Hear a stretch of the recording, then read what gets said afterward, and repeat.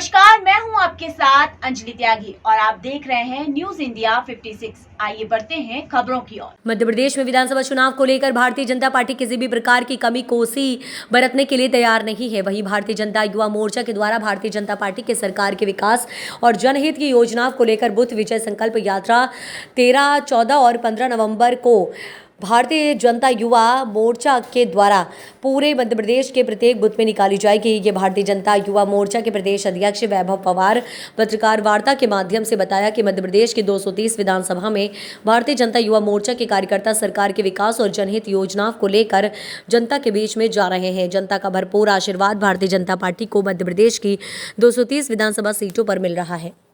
उपस्थित सभी पत्रकार साथियों का बहुत बहुत अभिनंदन करता हूँ।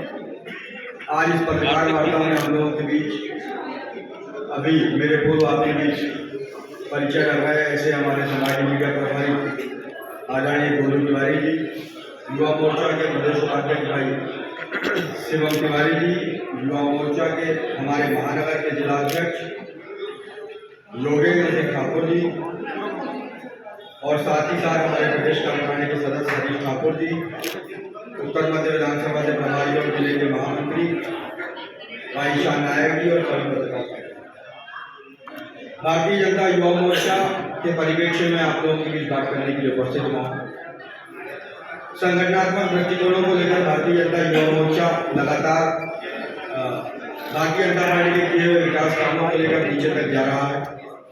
भारतीय जनता युवा मोर्चा के सभी कार्यकर्ता हमारी मध्य प्रदेश की 230 की 230 विधानसभा में और हमारे 270 संगठनात्मक मंडलों में लगातार काम के माध्यम से प्रत्याशियों के साथ लगातार चुनाव प्रचार में हमारे कार्यकर्ता सभी जगह व्यवस्थित तरीके से लगे हुए हैं। वर्तमान में हमने मध्य प्रदेश में 270 मंडलों में से 691 ऐसे मंडल हैं जिनमें हमने 9 मतदाता युवा सम्मेलन के कार्यक्रम संपन्न किए हैं। इसके बाद आगामी समय में हम बूथ विजय संकल्प यात्रा 13, 14, 15 ऐसे इन 3 दिनों में भारतीय जनता युवा मोर्चा के साथ ही मध्य प्रदेश में आने वाले सभी 74,000 बूथों पर बूथ विजय संकल्प यात्रा लेकर निकलेगा, ताकि भारतीय जनता पार्टी के किए हुए विकास काम और सरकार ने जो मध्य प्रदेश को विकास के रास्ते पर आगे बढ़ाया है उन सारी बातों से आम जनमानस को अवगत कराया जा सके। हमारे राष्ट्रीय अध्यक्ष आदरणीय तेजस्वी सूर्या जी का प्रवास भी सुनिश्चित हुआ है। आदरणीय राष्ट्रीय अध्यक्ष तेजस्वी सूर्या जी का प्रवास आगामी 14 तारीख को उज्जैन में होगा। उज्जैन संभाग में वो प्रवास पे रहेंगे। इस प्रकार से प्रवास पे रहेंगे।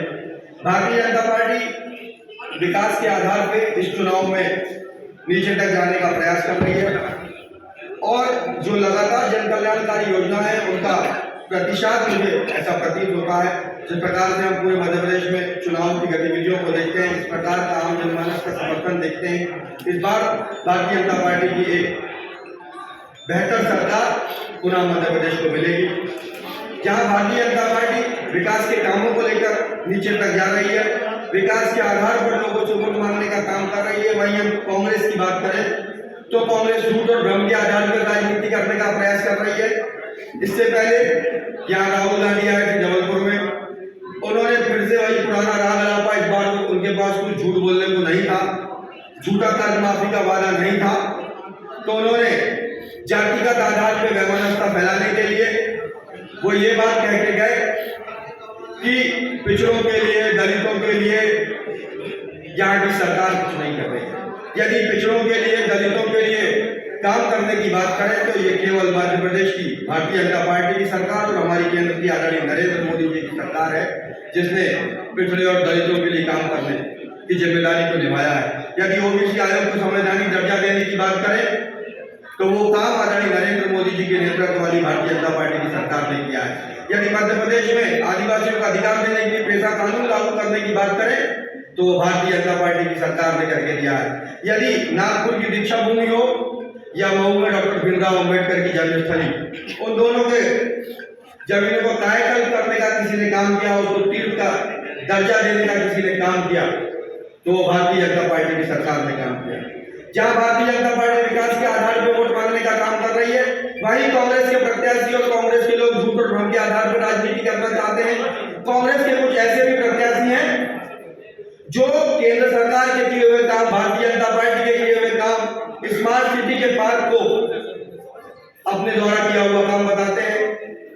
फिलहाल खबरों में बस इतना ही। बने रहिए न्यूज इंडिया 56 के साथ। नमस्कार।